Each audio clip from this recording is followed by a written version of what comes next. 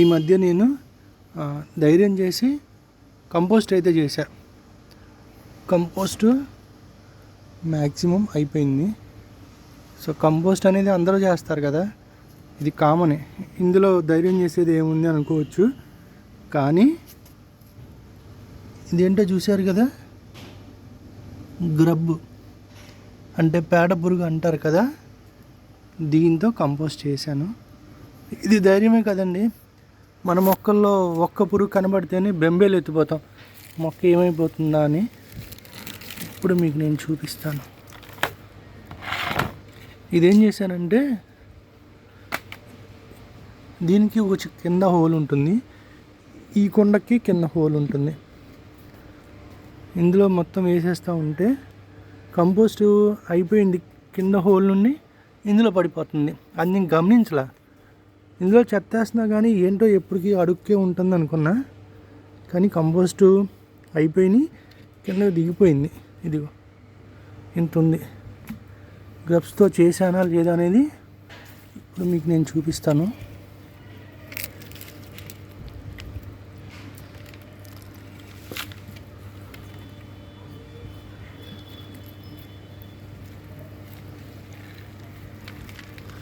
ఇదిగోండి, కాఫీ పొల్ల అయిపోయిన కంపోస్టు.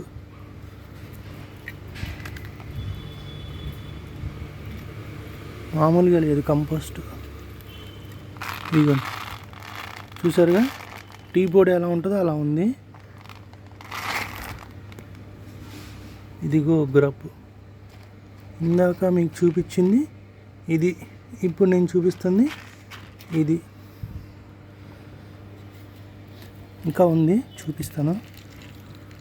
ఇదిగోండి, చూడండి ఎంత బాగా అయిందో.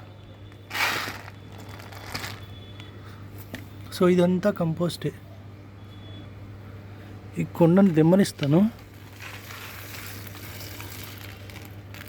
చూసారా గ్రబ్స్ ఎన్ని ఉన్నాయో.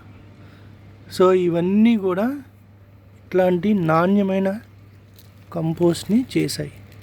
సో ఇది ఒక విధంగా ధైర్యమే కదా.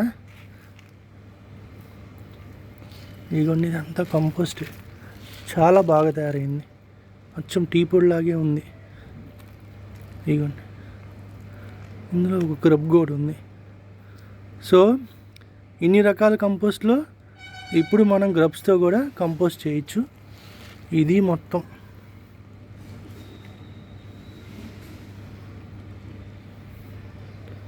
ధైర్యంగా ట్రై చేయండి.